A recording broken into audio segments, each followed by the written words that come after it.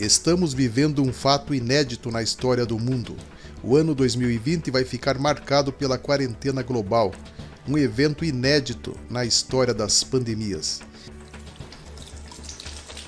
Já se passaram 6 meses e hoje quero comentar alguns fatos interessantes relacionados à pandemia no mundo. Medidas extremas de quarentena como o lockdown funcionou ou não? Quem soube lidar melhor com a pandemia? Líderes de extrema direita ou líderes socialistas e comunistas? Então sejam bem-vindos a mais um vídeo. Vamos começar.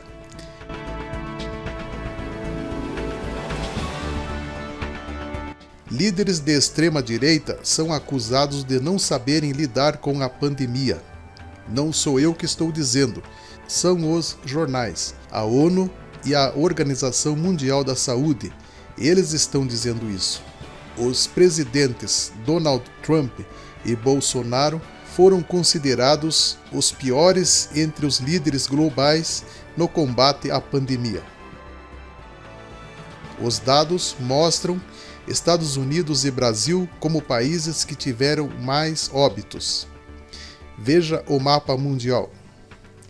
Estados Unidos está em primeiro lugar em números de casos e mortes por Covid. Estados Unidos, 196 mil mortes, numa população de 328 milhões. Estados Unidos tem governo de extrema direita, governo conservador.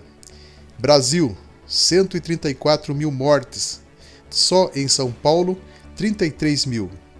Brasil tem uma população de 210 milhões. Também tem governo conservador considerado de extrema direita. É muito importante na hora de comparar dados entre países, considerar a população de cada país.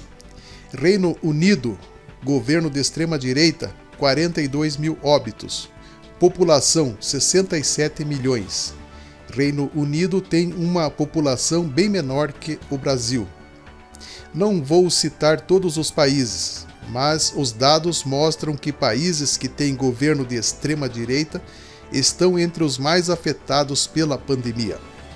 Enquanto líderes de extrema direita são acusados de não saberem lidar com epidemia, países comunistas como a China, Cuba e Vietnã e outros mais estão sendo anunciados como sendo exemplos no combate à Covid. Será que estão usando a pandemia para enfraquecer as democracias e governos de direita? Os líderes comunistas são tidos como exemplos. Veja agora dados de alguns países de regime comunista. Cuba, com uma população de 11 milhões e 400 mil habitantes, você não vai acreditar. Cuba teve 108 óbitos. Qualquer cidade do Brasil teve muito mais óbitos que Cuba. Isso é incrível. Rússia, regime comunista, população 148 milhões, 18 mil óbitos. Coreia do Norte, população 26 milhões. Bem, por lá parece que a pandemia não chegou. Não há dados. Procurei e não encontrei. Se alguém sabe os dados da Coreia do Norte, escreva nos comentários. Dos países que são considerados exemplos no combate à pandemia, temos Taiwan, bem próxima à China, com população de 24 milhões. Apenas 7 mortes. Muito interessante, parabéns para Taiwan. Vietnã, regime comunista, população 96 milhões, apenas 14 mortes. O Vietnã faz fronteira com a China, que fica a pouco mais de 1.200 quilômetros. A Organização Mundial da Saúde parabenizou o Vietnã pela resposta à pandemia. Em último lugar, eu quero falar da China. China, onde tudo começou e onde se come morcegos, a cidade mais populosa do mundo, com 1 bilhão e 400 milhões de habitantes, teve apenas 4.600 mortes.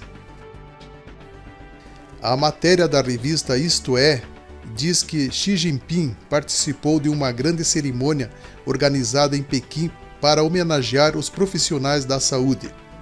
A China superou um teste histórico e extremamente difícil com sua batalha contra o novo coronavírus, afirmou nesta terça-feira o presidente Xi Jinping em uma grande cerimônia organizada em Pequim para homenagear os profissionais da saúde. Os comunistas e socialistas souberam lidar com a doença e foram homenageados. Mas será que comunistas e socialistas souberam lidar com a pandemia ou escondem dados?